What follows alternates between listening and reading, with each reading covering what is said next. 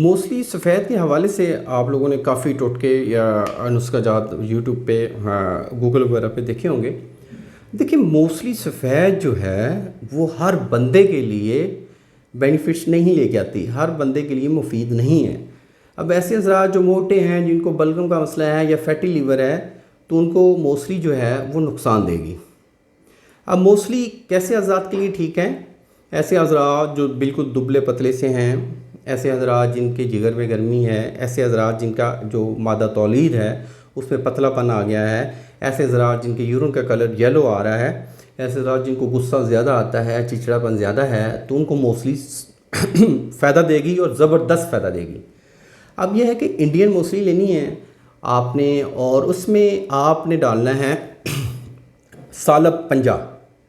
सालब पंजा और मोस्टली जो है इंडियन मोस्टली 1 नंबर, ये दोनों बराबर वज़न में आप इसका पाउडर करवा के रख लें घर पे। सुबह शाम 1-1 टेबल स्पून आप स्टार्ट करें दूध के साथ, 1 गिलास दूध के साथ।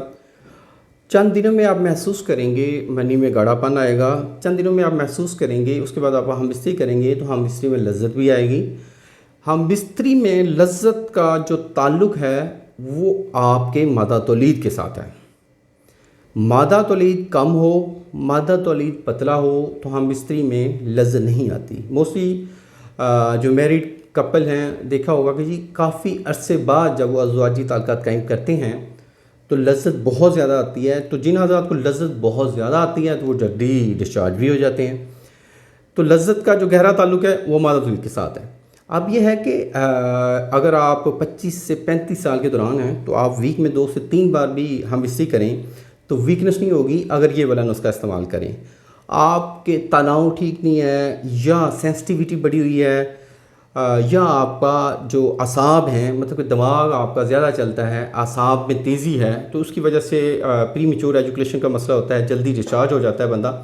तो ऐसे हज़रात के लिए प्रॉपर ट्रीटमेंट है। हमारे क्लिनिक को ज़रूर विज़िट करें, या आप थ्रू कोरियर भी हमसे मंगवा सकते हैं। अल्लाह आपका हामी नासिर हो। शुक्रिया, ज़ाकल्लाह, अल्लाह हाफ़िज़।